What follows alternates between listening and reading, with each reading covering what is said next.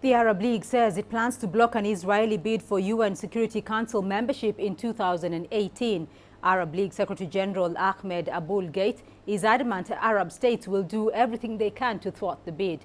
3 years ago, Israel announced that it plans to run for a rotating seat on the UN Security Council for the first time for 2019 to 2020. Winning a Security Council seat requires a two-thirds majority in the 193-nation UN General Assembly. You all know that Israel is trying to obtain the Security Council's membership in the elections, but we will try to thwart it. There is an agreement to fight this, and there is an agreement to help the Palestinians fight this.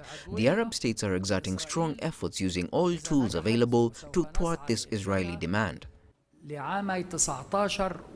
Egyptian and Russian officials have met in Cairo to discuss resuming flights between the two nations.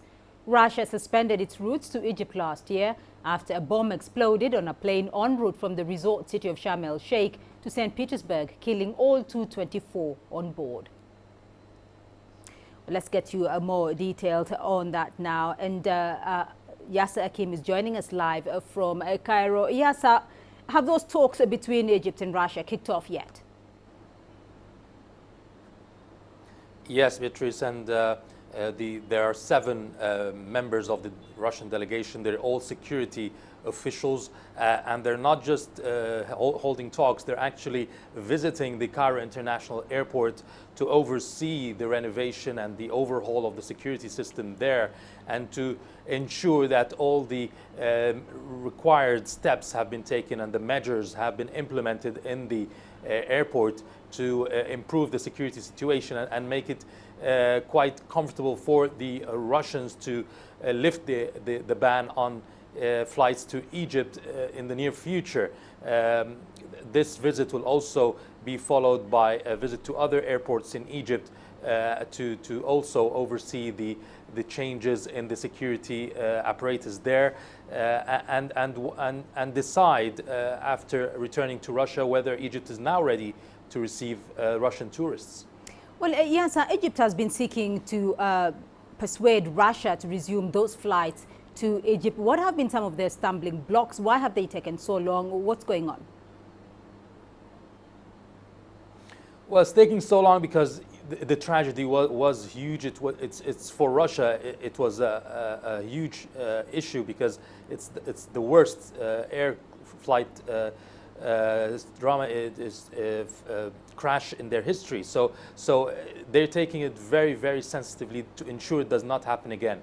Now, concerning the security measures and their demands, there are two sides to it. Now, you've got, first of all, what is presumed is that a bomb went on the plane, was put on the plane through one of the employees in the airport. It's not confirmed yet, but this is the scenario that's most probable as a terrorist attack. So how this bomb went on the plane, and that's the steps they're trying to avoid now. And this requires new apparatus, new security equipment in the airports, and also a revamping of all the employees in the airports to ensure that no one is linked to any way to any terrorist cell, or that even through negligence could lead to any incidents.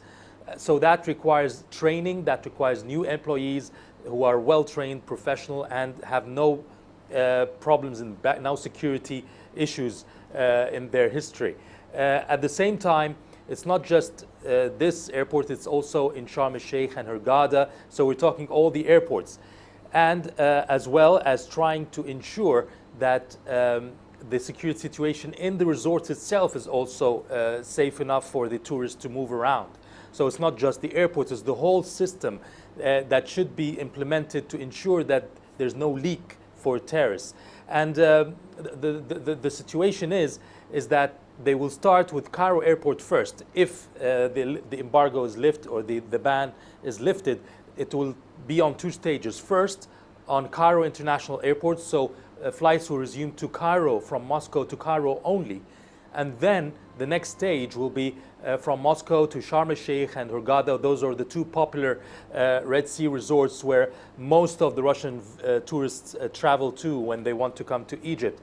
And there was also a decision to try to take a hole in the airport only for the Russian planes, and that Russian security personnel will be in the Egyptian airport to oversee all the security measures when any flight arrives to Cairo or is traveling, any Russian flight.